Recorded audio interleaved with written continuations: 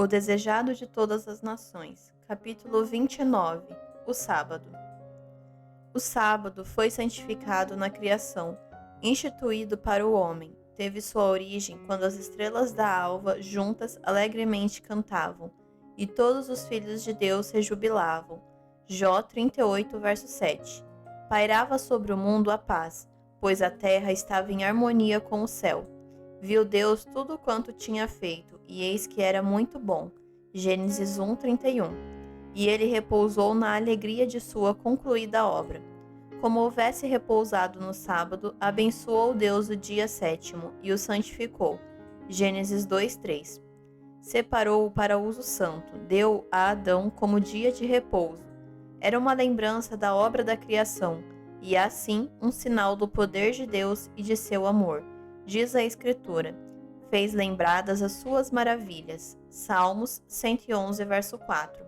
As coisas que estão criadas declaram as suas coisas invisíveis desde a fundação do mundo, tanto o seu eterno poder como a sua divindade. Romanos 1:20. Todas as coisas foram criadas pelo Filho de Deus. No princípio era o Verbo, e o Verbo estava com Deus. Todas as coisas foram feitas por ele, e sem ele nada do que foi feito se fez. João capítulo 1, dos versos 1 ao 3. E uma vez que o sábado é uma lembrança da obra da criação, é um testemunho do amor e do poder de Cristo.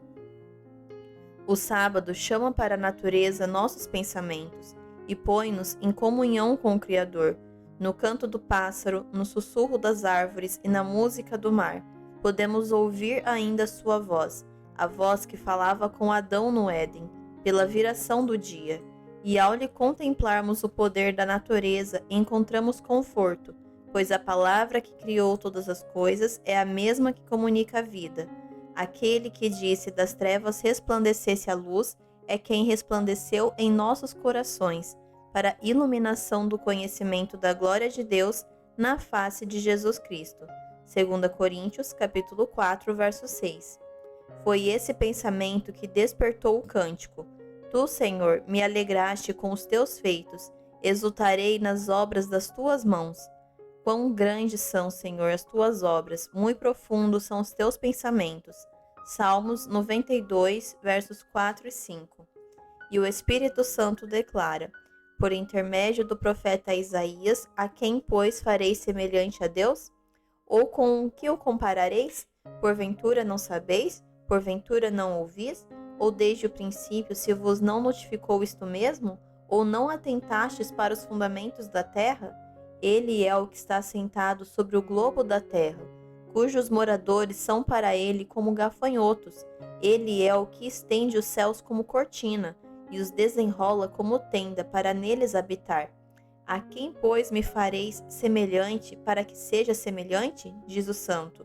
Levantai ao alto os vossos olhos e vede quem criou estas coisas, quem produz por conta o seu exército, quem a todas chama pelos seus nomes por causa da grandeza das suas forças e pela fortaleza do seu poder, nenhuma faltará.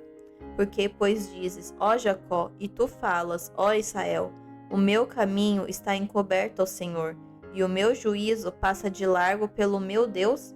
Não sabes, não ouviste que o eterno Deus, o Senhor, o Criador dos fins da terra, nem se cansa nem se fatiga? Dá esforço ao cansado e multiplica as forças ao que não tem nenhum vigor.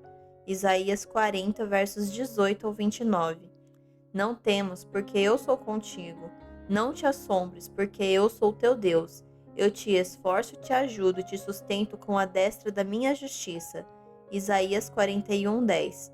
Olhai para mim e sereis salvos, vós todos os termos da terra, porque eu sou Deus e não há outro. Isaías 45, 22. Eis a mensagem escrita na natureza, e que o sábado se destina a conservar na memória.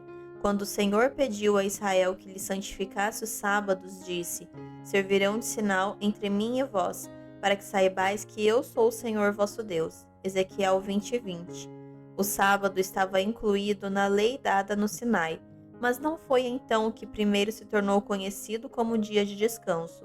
O povo de Israel tinha disso conhecimento antes de chegarem ao Sinai. No caminho para aí, o sábado era guardado, Quando alguns o profanaram, o Senhor os repreendeu, dizendo: Até quando recusareis guardar os meus mandamentos e as minhas leis? Êxodo 16, 28. O sábado não se destinava meramente a Israel, mas ao mundo.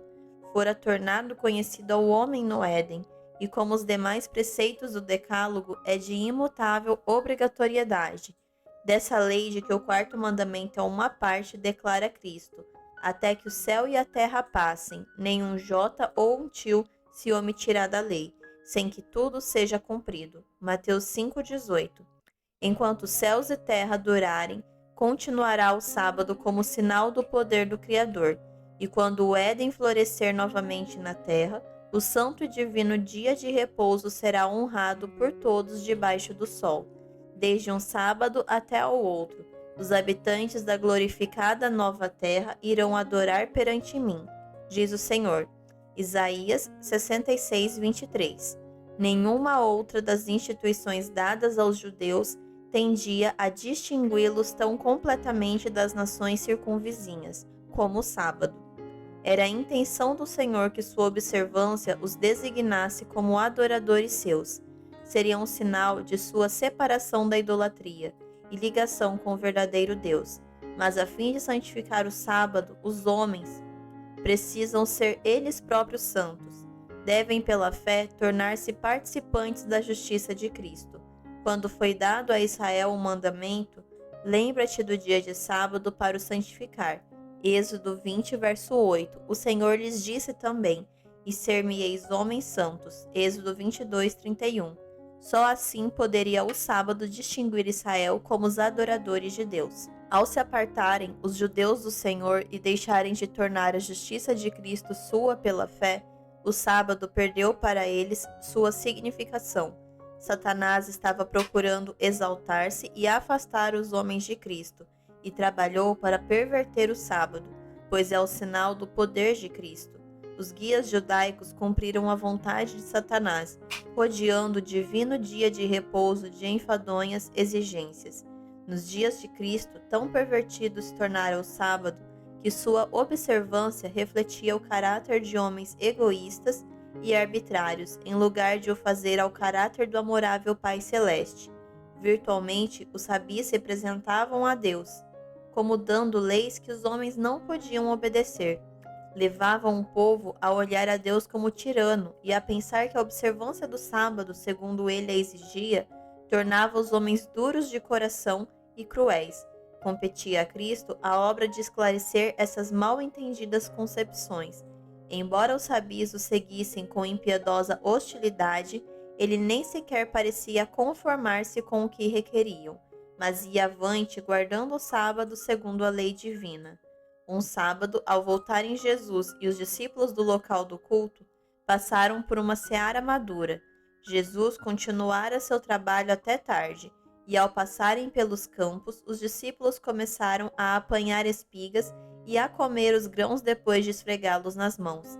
Em qualquer outro dia, esse ato não teria despertado nenhum comentário, pois uma pessoa que passasse por uma seara ou pomar ou vinha tinha a liberdade de colher o que lhe apetecesse comer. Deuteronômio, capítulo 23, versos 24 e 25. Mas fazer isso no sábado era considerado um ato de profanação.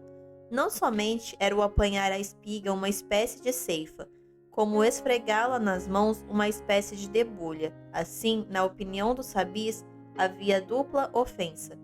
Os espias queixaram-se imediatamente a Jesus, dizendo: Vês? Por que fazem no sábado o que não é lícito?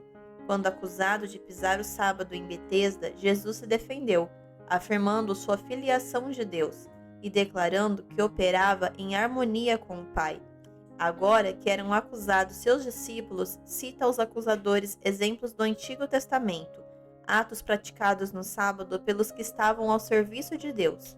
Os mestres judaicos orgulhavam-se de seu conhecimento das Escrituras, e na resposta do Salvador havia indireta censura à sua ignorância das Sagradas Letras. Nunca lestes, disse ele, o que fez Davi quando teve fome, ele e os que com ele estavam? Como entrou na casa de Deus e tomou os pães da proposição, os quais não é lícito comer senão só aos sacerdotes? Lucas, capítulo 6, versos 3 e 4. E disse-lhes: O sábado foi feito por causa do homem, e não o homem por causa do sábado. Marcos, capítulo 2, versos 27 e 28.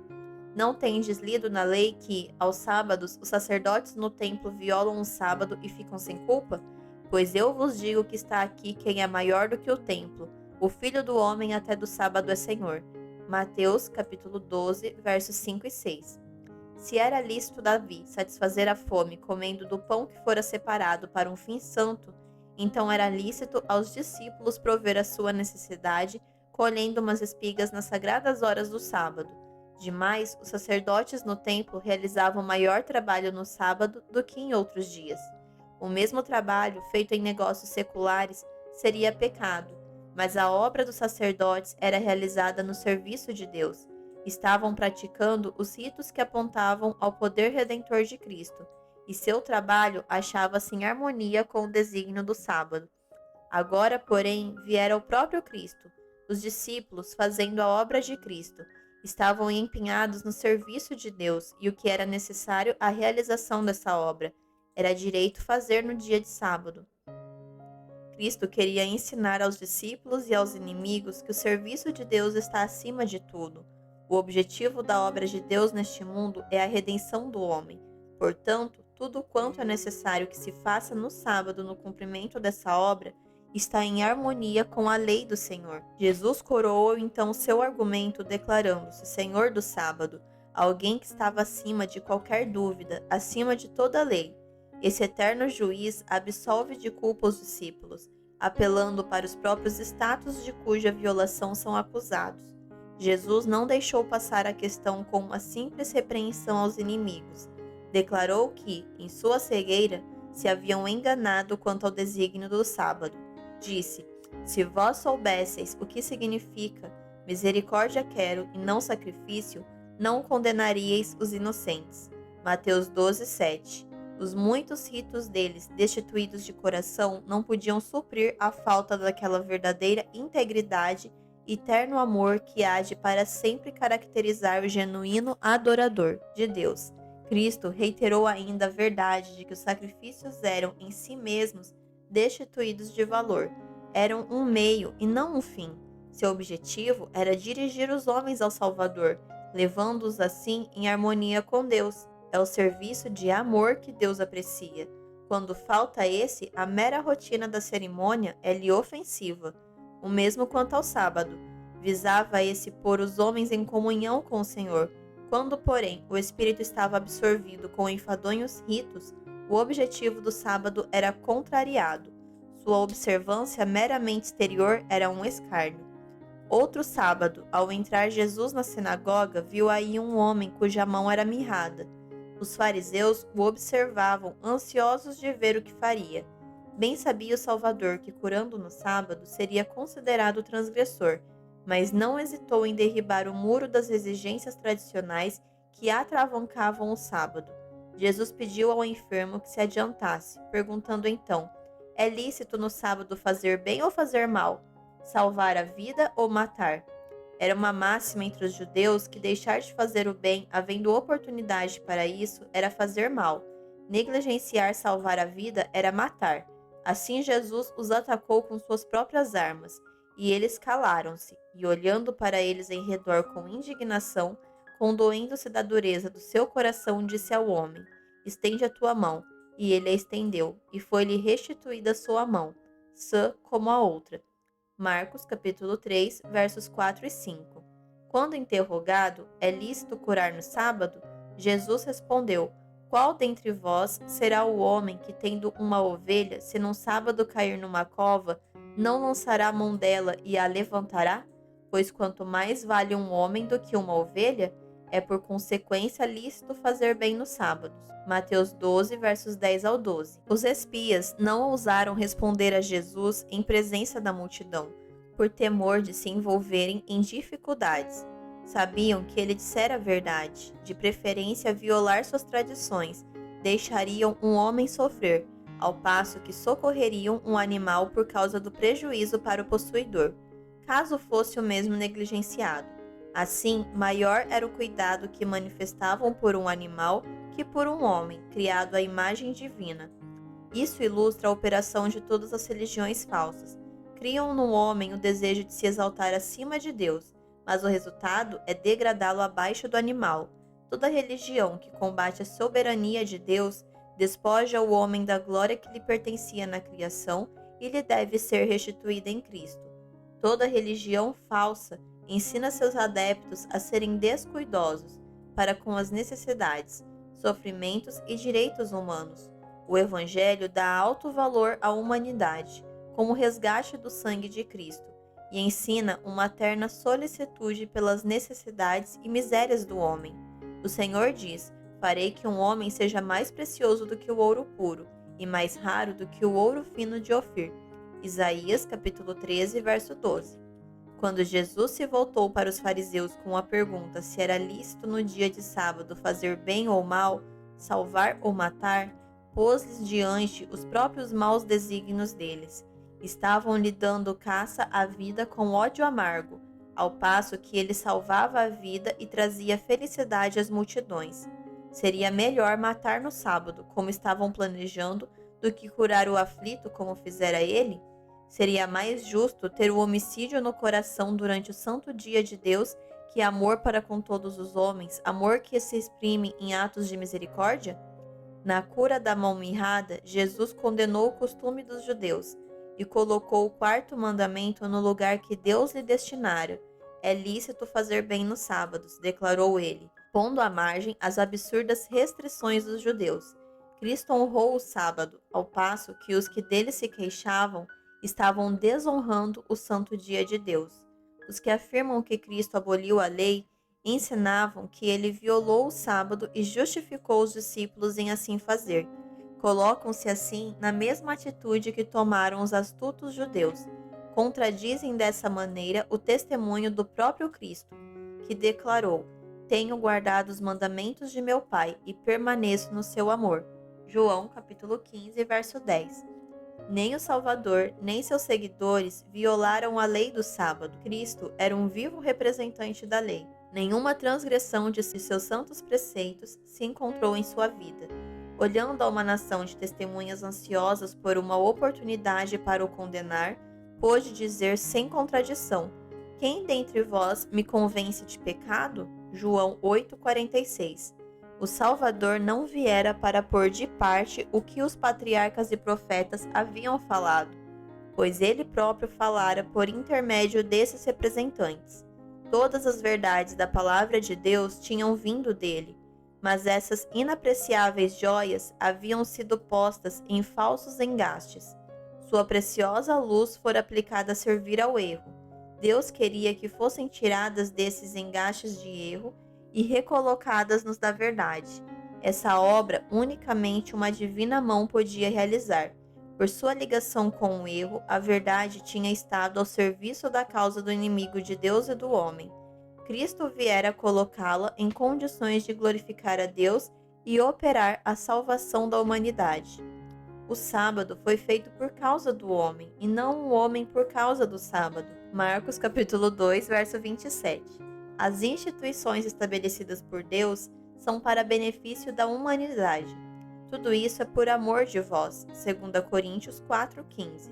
Seja Paulo, seja Apolo, seja Cefas, seja o mundo, seja a vida, seja a morte, seja o presente, seja o futuro, tudo é vosso, e vós de Cristo e Cristo de Deus. 1 Coríntios capítulo 3, versos 22 e 23. A lei dos 10 mandamentos, da qual o sábado é uma parte, Deus deu a seu povo como uma bênção. O Senhor nos ordenou, disse Moisés, que fizéssemos todos esses estatutos para temer ao Senhor nosso Deus, para o nosso perpétuo bem, para nos guardar em vida. Deuteronômio capítulo 6, verso 24. E por intermédio do salmista foi dada a Israel a mensagem: servi ao Senhor com alegria e apresentai-vos a ele com canto. Sabei que o Senhor é Deus, foi ele e não nós que nos fez povo seu e ovelhas do seu pasto. Entrai pelas portas dele com louvor e em seus átrios com hinos. Salmos, capítulo 100, dos versos 2 ao 4. E o Senhor declara acerca de todos quantos guardarem o sábado, não o profanando: Os levarei ao meu santo monte e os festejarei na minha casa de oração. Isaías, capítulo 56, versos 6 e 7. Assim, o Filho do Homem até do sábado é Senhor. Essas palavras acham-se repletas de instrução e conforto, por haver o sábado sido feito para o homem. É o dia do Senhor. Pertence a Cristo, pois todas as coisas foram feitas por ele, e sem ele nada do que foi feito se fez. João, capítulo 1, verso 3. Uma vez que ele fez todas as coisas, fez também o sábado. Este foi por ele posto à parte como lembrança da criação. Mostra-o como Criador tanto como Santificador. Declara que aquele que criou todas as coisas no céu e na terra e por quem todas as coisas se mantêm unidas, é a cabeça da Igreja, e que por seu poder somos reconciliados com Deus. Pois, falando de Israel, disse: Também lhes dei os meus sábados, para que servissem de sinal entre mim e eles, para que soubessem que eu sou o Senhor que os santifica. Ezequiel 20:12. Os torna santos.